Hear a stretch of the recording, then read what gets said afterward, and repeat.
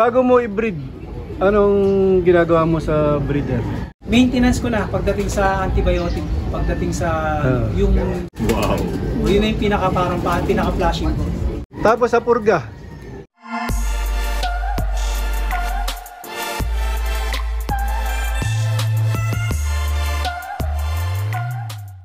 So yun, tanungin naman natin si Idol Richie Alan De Leon kung ano diskarte niya sa breeding. So sa breeding natin, nabanggit ko na meron tayo rito na natural pairing. Meron tayong nasa breeder cage, okay, noble cage. So meron ako mga pinipili na type ko na pagbanggain. Tapos yeah, meron tayo rito natural. Basta pagsasama-samahin ko rito yung mga, ito kasi sa ngayon ginagamit ko to as yung mga parang VIP. So dito ko nilagay yung alam kong mga magkakapamilya na pwede magkabangga. Yung mga madalas manalo natin dito. Bali ang pairing mo, ano, winner to winner na? Yun naman ang ginagawa ko, winner to winner. Winner to winner na talaga. Maraming produkto ko rito na winner to winner. Si Rosewood, winner to winner yun. Si Aliana, winner to winner yun. Aliana, ganun din. Tapos si Night Reaper. Tapos si Jealous Guy. Puro winner yan. Mga saka si Nowhereman, winner din yan. Parehas. Puro winner to winner. Parehas San Francisco naman yun. Yun naging produkto ng ni na Second Chance. Ibig sabihin, pag bago mo i-breed, anong ginagawa mo sa breeder? Bago isa lang. Ang pinaka ko kasi ang pinaka maintenance ko na pagdating sa antibiotic, pagdating sa yung sibuyas bawang. Wow. Yun na yung pinaka-flashing ko. Kasi Kada anong araw yun? tuwing Lunes lang. So kasi napansin ko kasi sa gamot, pag ginagamot ko sila, hindi naano ko yun na-try ko naman yun yung pagpa-flashing ng mga, binibili ko nun dati, mga kalimutan ko na yung brand pero sabi ko, wala naman kailangan i-gamot, wala naman kailangan i-flashing doon, kaya ginawa ko na yung bawang sibuyas na lang. Yun na, regular. Regular na lang yun. Whole year, bawang sibuyas ka. Bawang sibuyas, honey. Tapos sa purga? Ang purga, kung ano pang purga lang. Pwedeng Vermex, pwedeng Rakta, pwedeng kahit ano. Pero kasi ngayon napansin ko, pag nagpupurga na ako ng gano'n, wala naman lumalabas Wala na lumalabas sa bawang. Wala sa bawang. Tingin ko dahil dun sa bawang, sa kayo sa ACB. Minsan kasi, once in a while, nagpapakulo ako nung dahon ng ampalaya. Yun. Sorry. Ampalaya? Oo, natural. Isang beses Pag may mga sobra sa bahay yung mga ampalaya stock, yun, pinapainom ko yun.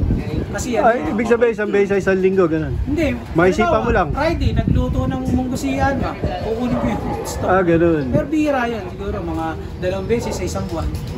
So, kasi nangihinayang ako pag may mga natatapon na mga ganyang gulay na alam kong pwedeng pakinabangan dito sa bahay. Salo. Puro natural, Sa pag bagay yung natural pairing. Yung iba kasi sinasabi pagka matanda na yung isa, kuwari kak, pinaparisa ng bata.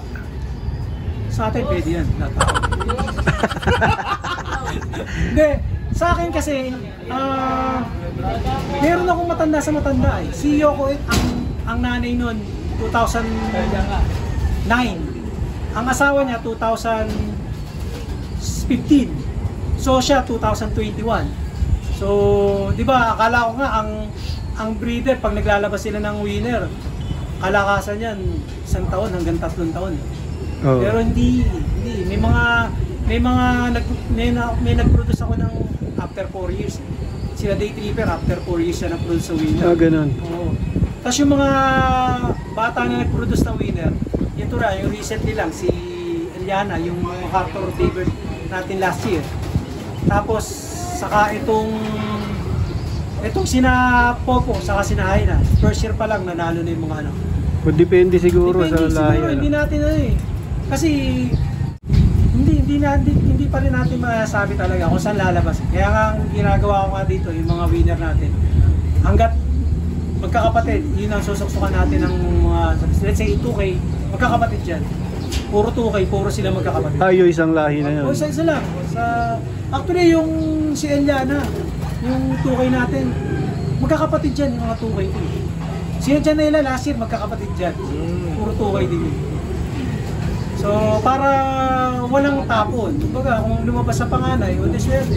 Lumabas sa pangalawa, kumbaga, di ba? Sa dami nang nagpapalipad sa PHA, but minsan, kaya nga sabi ko, nakakatuwa. Dahil pangalawang taon natin muna ng 2K, pangalawang taon pa rin natin na nanalo ng 2K.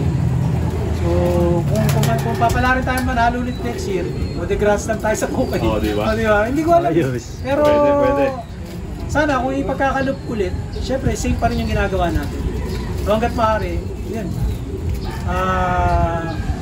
Natural pa rin yung gagawin ko sa kanila. Para di mo nakikitang malakas yun. Sa training, sa ka-training. Sa Inakay, ano yung paano mo sila pinapapisa mo yung dalawang Inakay?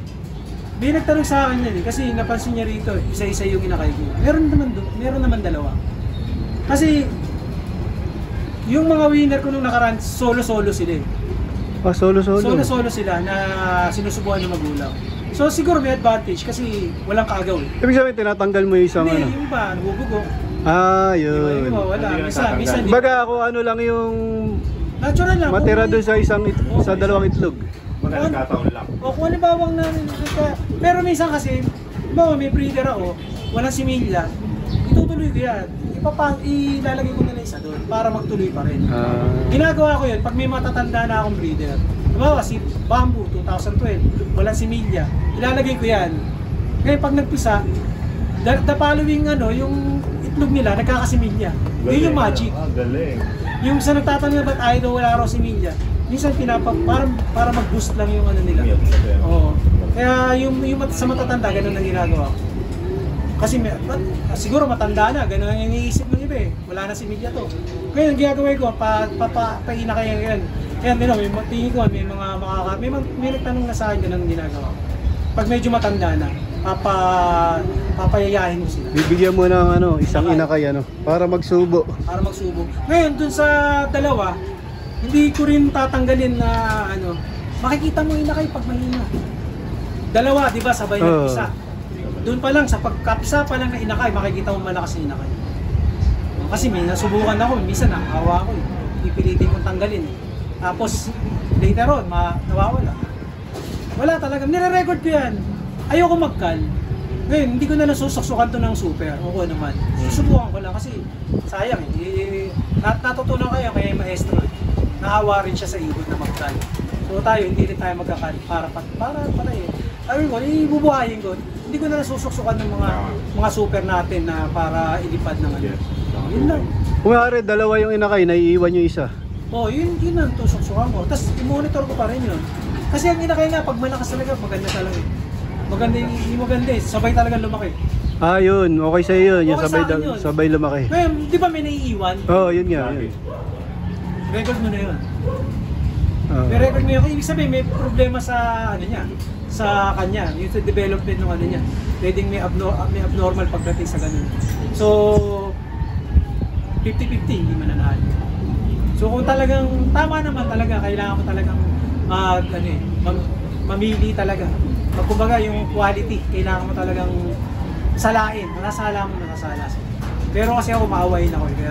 Kaya nga yung mga batang babaeng magaganda, naawa ako dyan.